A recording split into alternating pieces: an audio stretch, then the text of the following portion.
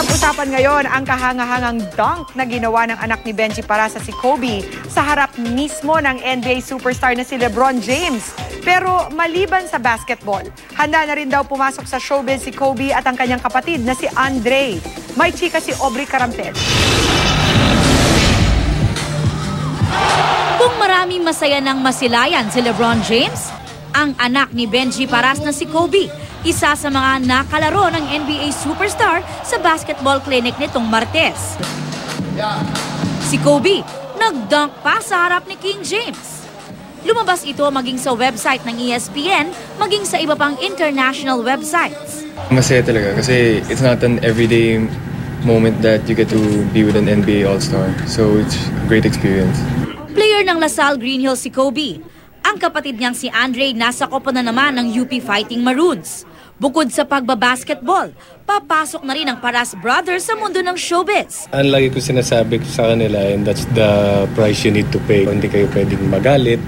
So if you can't answer those questions, then you just say no comment na lang.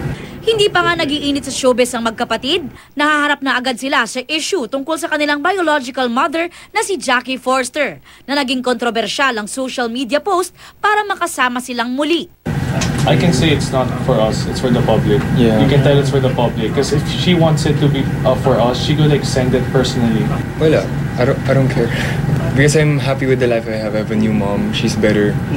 And she treats us the way that we want to, just not like, what she did to us. Ipinaliwanag naman ni Benji na 5 years ago ay sinubukan na raw kunin ni Jackie sina Andre at Kobe. Pero ang mga anak daw mismo ang tumanggi. Ang sinasabi nito kasi parang she doesn't want to go, he doesn't want to go with her.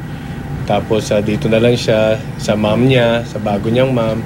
Ang sagot ng social worker, hindi mo siya totoong nanay. Stepmom mo siya. Etong nanay mo, so sumama ka sa kanya.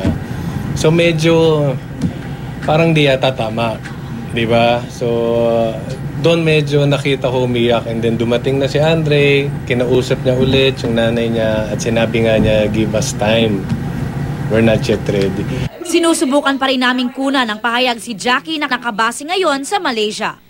Aubrey Carampel, updated sa Showbiz Happenings.